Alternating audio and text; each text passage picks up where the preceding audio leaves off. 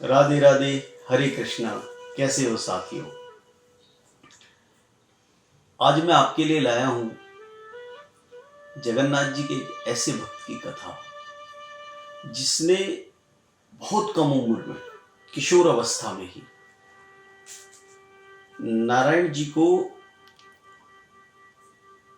अपनी भक्ति से इतना प्रसन्न किया, अपने मन की निर्मलता चंचलता से इतना प्रसन्न किया कि बड़े से लेके छोटे छोटे कामों के लिए नारायण जी को उनके साथ आना पड़ा।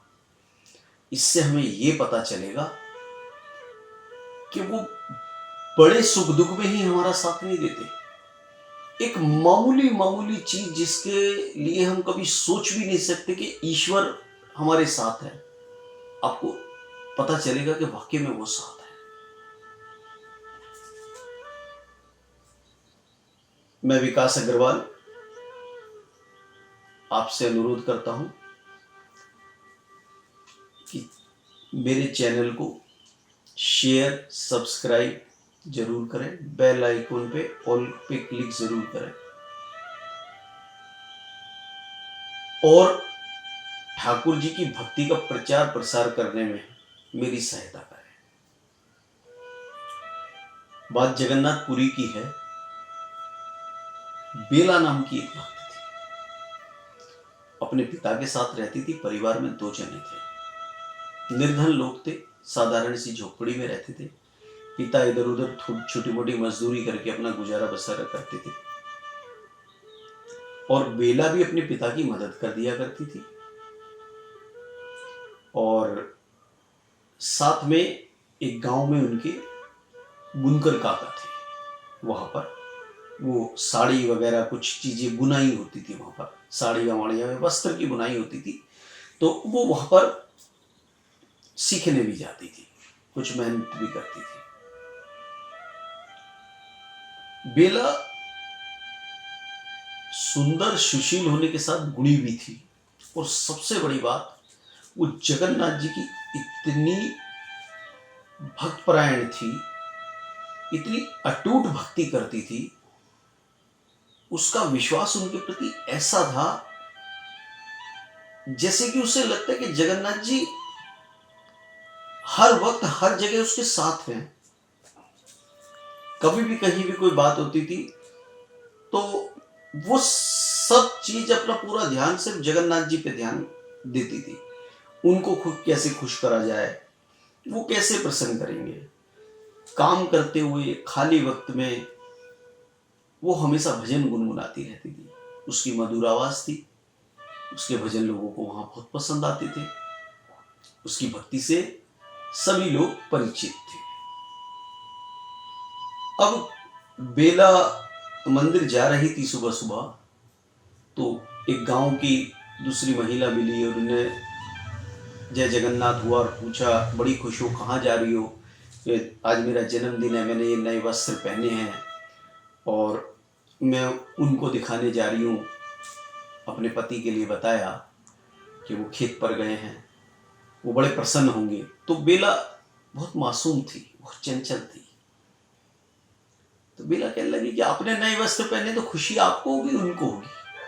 तो उस महिला ने समझाया कि जब हम कोई हमारा अपना होता है ना, जो हमें सच्चा प्यार करता है, तो हम कोई चीज लेके आते हैं, नए वस्त्र पहनते, तो हमसे ज्यादा वो खुश होता है। बेला को ये बात समझ में आ गई। कुछ समय बाद, करीब 2 महीने बाद बेला का जन्मदिन आने वाला था। तो बेला के मन में एक बात आई कि क्यों ना इस जन्मदिन पे मैं एक नई और अच्छी सी साड़ी पहनूं,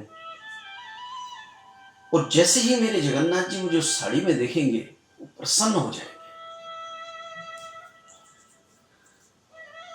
उसको नई साड़ी पहनने की इच्छा नहीं थी, नया कपड़ा लेने की कोई उसकी लालसा नहीं थी, क्योंकि जगन्नाथ जी प्रसन्न होंगे उसको नई साड़ी में देख करके। ऐसा उस महिला के वृतांत से उसके मन ने उससे कहा, तो उसे वो धुन सवार हुई।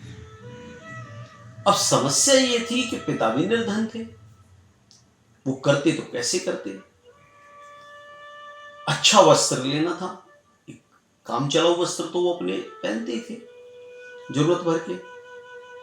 बुनकर काका के पास गई, वहां एक अच्छी सी साड़ी देखी, किसी की तैयार हो रही थी, तो उन्होंने बताया, कुछ रकम बताई होगी कि लगभग इतना खर्चा आता है। बहुत खर्चा आता है, लेकिन मुझे चाहिए। बोले बेटा ये तो बहुत महंगी है, कैसे करोगे।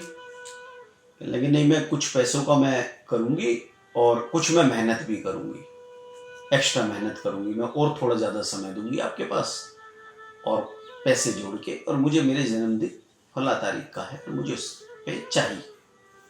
मैंने कहा चल बेटा तू कोशिश कर, हम भी कोशिश करते हैं। वो लग गई इसमें।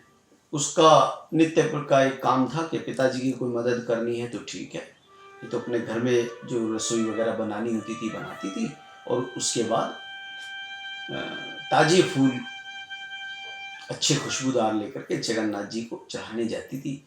भजन गुनगुनाती रहती थी, मंदिर में हो, मंदिर के बाहर हो, अपने काम पे हो, भजन में डूबी रहती थी। मतलब जगन्नाथ जी से उसका ध्यान अगर यूं कहीं के पल भर भी नहीं हटता था तो ये सही होगा कहना। अब बेला उस धुन में सवार हो गई कि मुझे जन्मदिन पे जगन्नाथ जी को प्रसन्न करने के लिए वो साड़ी पहननी है। तो बेला के ध्यान में ये चीज रही, बेला सोचती रही, भक्ति करती रही, आगे बढ़ती रही। अब उधर उसके पिता की भी तबीयत खराब थोड़ी रहने लगी। खेतों पे से सब्जियां वगैरह वो तोड़ करके बेचते थे, उससे कुछ पैसा कमाते थे, लेकिन स्वास्थ्य खराब की वजह से थोड़ा कम पैसा आने लगा। वैसे ही निर्धनता थी, लेकिन उसमें से भी थोड़े पैसे वो बेला दे दिया करते थे कि तुझे साड़ी लेनी है तू ले। बेला भी इधर मेहनत कर रही थी।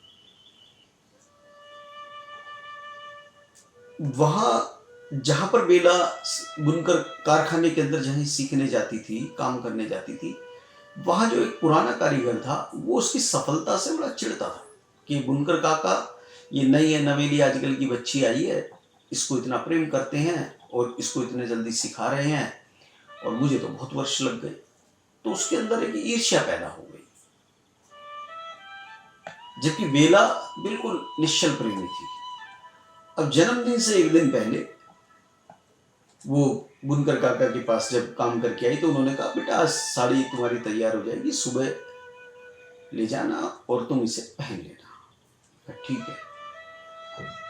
जाके अपने सो गई, भगवान की भक्ति में लगी रही, रोजाना की इसकी दिनचर्या। अब अगले दिन सुबह जब बेला उठी, वो गई बुनकर काका के पास कि मेरी साड़ी रात भर में तैयार जो थी कमी रह गई और पूरी हो गई, भी ले आती। लेने गई तो पता चला बुनकर काका सुबह ही किसी कार्यवश वहां से निकल गए, कहीं दूसरे गांव या शहर में कहीं उनको जाना पड़ा, वो वहां से चले गए। तो कारीगर ने बताया वो चले गए। उन्होंने कहा मेरी साड़ी दे गए होंगे। उन्होंने कहा भाई तेरी साड़ी नहीं दे गए, वो उन्होंने किसी को दे दी, उसने झूठ बोल दिया। उसको बड़ा दुख हुआ और कुछ उसको कहा, और कहने के बाद वो रोती बिलखती वहां से निकल गई। बेला बड़ी दुखी थी। जगन्नाथ जी ये सब देख रहे थे।